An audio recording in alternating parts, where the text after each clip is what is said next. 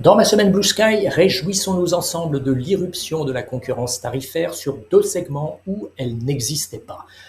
Le premier est celui de l'assurance vie en France. Ce totem de l'épargne à plus de 2000 milliards d'euros est un piège à frais, dont les frais de gestion du contrat au titre des unités de compte. Longtemps, le contrat à faire, j'en ai un depuis plus de 30 ans, a eu les frais de gestion des unités de compte les plus bas, 0,475% par an. Les contrats plus modernes distribués sur Internet avaient des frais de gestion des UC jamais inférieurs à 0,5% par an.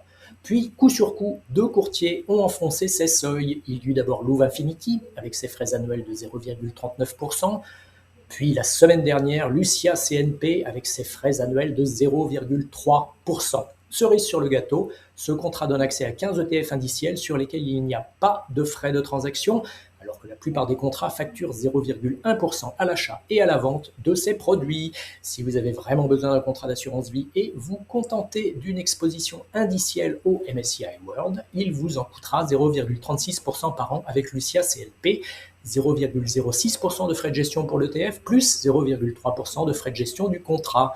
Qui dit mieux? Autre segment sur lequel il n'y avait pas de concurrence tarifaire, celui des ETF répliquant l'indice Nasdaq 100 aux États-Unis. Invesco était le seul fournisseur d'ETF ayant obtenu une licence du Nasdaq depuis plus d'un quart de siècle.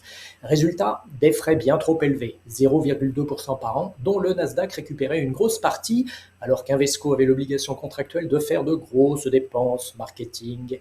Suite à un changement d'enveloppe juridique fin 2025 pour QQQ, le plus gros des deux ETF Nasdaq 100 d'Invesco, le Nasdaq s'est résolu à signer un accord de licence avec d'autres fournisseurs. iShares et State Street IM ont récemment déposé une demande d'enregistrement auprès de la SEC.